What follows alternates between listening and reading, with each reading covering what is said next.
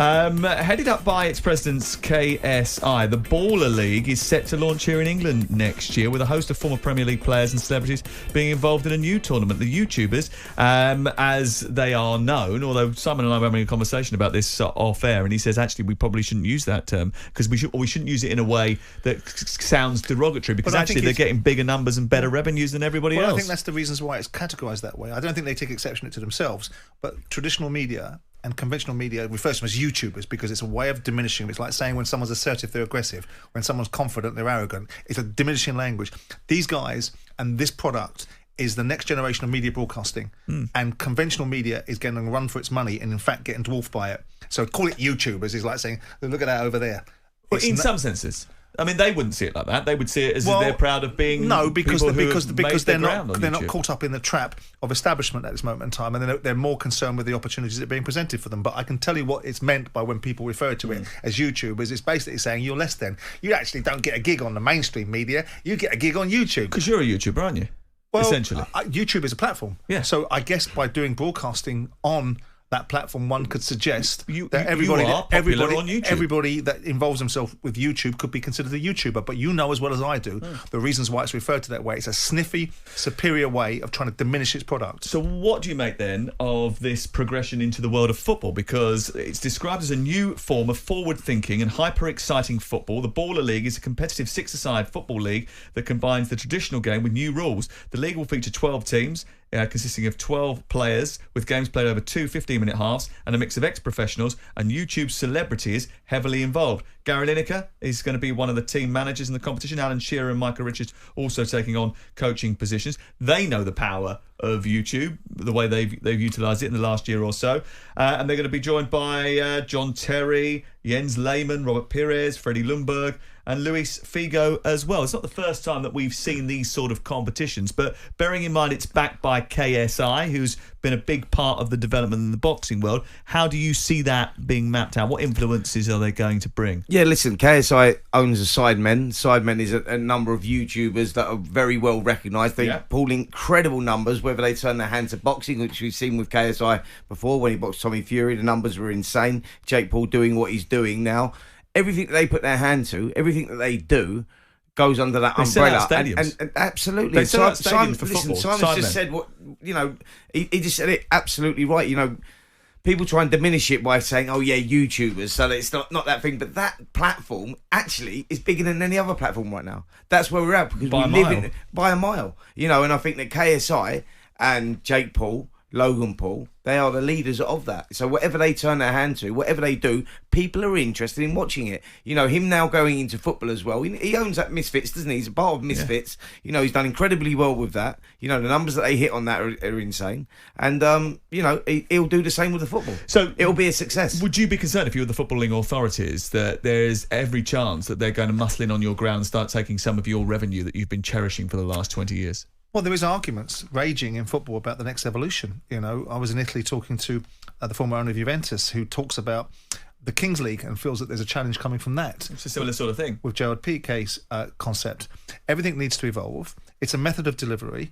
There's opportunities there. You look at what's happening in broadcasting. You wonder, with the number of subscribers that Sky are losing and what they may be forecasting in the future, whether they'll be in a position to do broadcast deals in the next raft of broadcast deals at the same level that they've been doing for football. So it has to pivot. Now, these are all opportunities to create. It's like Test cricket and one day. One day cricket has its audience and Test cricket has another audience. And actually, by having one day cricket so profitable and so potentially exhilarating, it does enhance the opportunities around Test cricket. Now, I'm not comparing the Premier League to Test cricket. Or more importantly, comparing the Premier League to this evolution. But you can see a reckoning coming. No, I can see a reckoning for broadcasting, yeah. Because I think the churn and the cost implications of buying football the way that the broadcasters have bought it is challenged. You're now seeing domestic football, not just for the consumer, for the broadcaster. And the churn that's coming now is so significant because of piracy that they can't stop. Can you see a scenario where actually football rights potentially, or this competition is a prime example. This competition could be available free on YouTube, right? If it's free on YouTube, the amount of eyeballs that will be on it will far exceed any of the pay TV live football matches that you get on a regular basis. Well, Can you see a shift from pay TV to free-to-air content the advertising market and sharing advertising? The advertising market is maturing, and the ad roles that are maturing in this space. So the mainstream advertisers are being prepared to spend much more on the digital marketplace. It's maturing. But what you do tend to end up doing is you find it behind a paywall of some shape or description, irrespective of whether it's a YouTube proposition. It ends up with quality product and premium product ending up with a paywall of some shape. Now, that might be a very nominal charge because digitally it can reach an audience wherever it goes. But you're then talking about breaking up the orthodoxy of how football is held together with collective bargaining. And that's a whole raft of other challenges. This is interesting. Whether I look at these kids sometimes and I think to myself that they're having it on their toes. And other times I think that this is very clever thinking. It's the innovation of the next generation. And ultimately it brings more interest, more intrigue. And football's responsibility and the mainstream sports' responsibility is to keep pivoting off that and learning from it. Because the next generation, I do get told how I should speak. Get fed up being told how I should speak by some 25-year-old that's contributed bugger all to the world and hasn't paid any taxes yet about how much money we should and shouldn't be paying into the exchequer.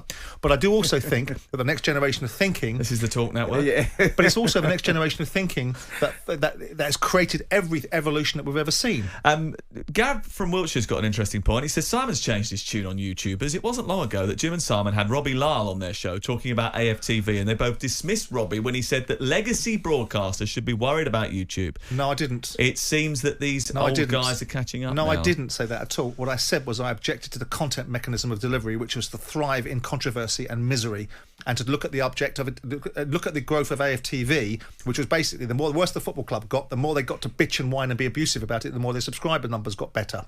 And what he turned around and said was, you don't like it because we're a new stream of broadcast. I said, no, you're just another broadcaster. You are just another broadcaster. You're not the broadcaster.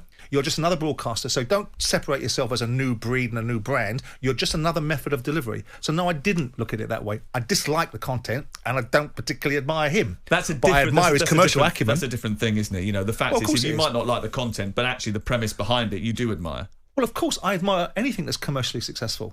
I admire anybody that's got the acumen to turn something into something more meaningful, because most people sit around whining about what they haven't got and blaming it upon their mental health. These guys run around trying to create opportunities in life, so you've got to respect it. You talked a little bit earlier on about the idea of Jake Paul and Canelo. Let's discuss that, because you gave quite a bit of credibility to Jake Paul versus Mike Tyson by attending that event. What would you say about the idea of Canelo being his next opponent? That's ridiculous, even talking about that. I mean, we're talking about Jake Paul here and what he's trying to achieve. We understand what he's doing there. Would you go? Would you be a part of it like you were the last one? Well, of course I would. Of course, because I'll be working there. That's the only reason I'll be going, because I'm working there. So why is that more ridiculous than Tyson? No, what I'm saying is that's a non-event. So Canelo Alvarez, 66 fights, 62 wins, 2 losses, 2 draws, 39 KOs, boxed the best of the best, pound for pound, one of the stars. We're talking about a kid here who's a raw novice, who's developing and choosing these big names in different disciplines. Mike Tyson. He's got no intention. Mike Tyson's 58 years of age. He can barely walk up the stairs. Jake Paul has got no intention of going in a ring with Canelo. Not if he's got a brain. No intention. But he's got us talking about it. He's got the rest of the world talking about it. It's marketing genius. Again, Simon's right in what he says. He would never enter the ring with Canelo Alvarez because he would kick his ass. Right, okay. That's why. Spencer. It's all right. Thing for you to have said. I'm so sorry, Simon. I'm knocking around with you too much. Obviously, one of the other big talking points in the world of boxing. It's a new sport on YouTube, boxing. This week is the possibility that Martin Bakole, the heavyweight that nobody wants, is set to fight the Nigerian Efe Ajagba in an IBF eliminator next. Why does no one want to fight him? Because he's the chairman of the Who Needs Him, Who Wants Him club. He's very, very dangerous. He's a guy. They're frightened of him. That's what you mean. Yeah, absolutely. He's a guy that could potentially beat any of the heavyweights out there right now. And it's a case of, in boxing, you go, well, what is his market value? You look at Martin Bakole and you look at that and you go... They're not frightened of him, though, Spence, are they? I mean, the terminology is not right. The risk-reward ratio is not there for them. They're not frightened of him, but they won't fight him unless they have to, is what I'm saying. Well, the risk against return is the conundrum. Bakole's a very good fighter. And he's fighting this guy now because... Zhale Zhang, we thought it was going to be. We thought it was on, didn't we? There was talks of him fighting Joseph Parker. A big fight for Bakole because he's coming off this Gerald Anderson win, and unfortunately, he doesn't get that big fight. That's because everyone's trying to steer away from it because they would rather it only when they have to. Well, it's up to the sanctioning bodies. He's a great fighter, by the way. He's a dangerous animal, Bakole, and ultimately we had Billy Nelson on the other day, his trainer, who was prepared to talk about anybody and anything and take 200 grand off Frank Warren for a bet that because Frank was flinging 200 grand everywhere around every single time someone disagrees with him. But the point is that Bakole should be orchestrated and engineered in a position by the IBF that, irrespective of all of these guys that don't want to fight him, that keep dropping out, whether it was Caballero, whether it was Zhang, to be made to be put in a position, even if he fights someone that's beneath him in the rankings, he gets his shot at the IBF. I believe he's like, I think he's WBA number 1, WBA number 2. Like he's up there with all the governing bodies.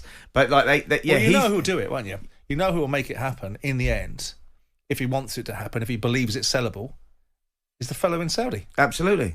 And where could that possibly land? Maybe in Africa. Which is what he talked about. Yeah. Spencer, thank you very much. I'm sure we'll see you later in the week. Thank you very much for coming in and joining us today. Appreciate it. You can go and top up your tan for the rest of the day. It's nice weather out there. I'm going to borrow that bottle of stuff off Simon. Queer soap. On AM, on DAB, via the talkSPORT app and on your smart speaker. talkSPORT.